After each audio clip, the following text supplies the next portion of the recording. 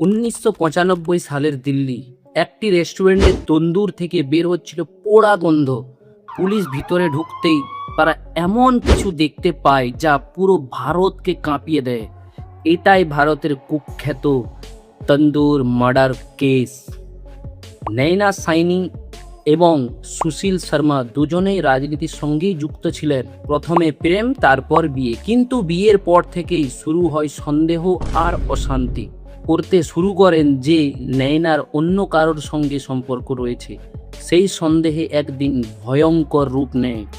দিন ছিল 1995 সালের 2রা জুলাই, রাত 10:30টার পর।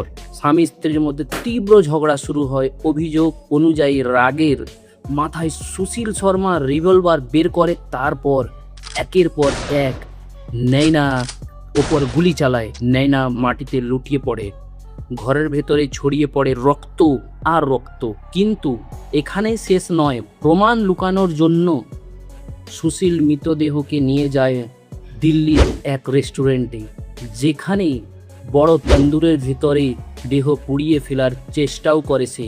কিন্তু রাতে টহলরত পুলিশ ধোঁয়া দেখে সন্দেহ হয় যে এত ধোঁয়া কোথা থেকে আসছে।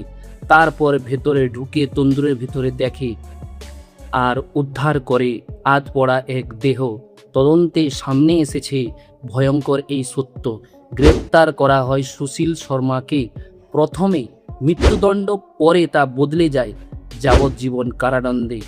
আজও তন্দুর মার্ডার কেস ভারতের সবচেয়ে নৃশংস হত্যাকাণ্ডের একটি অধ্যায়।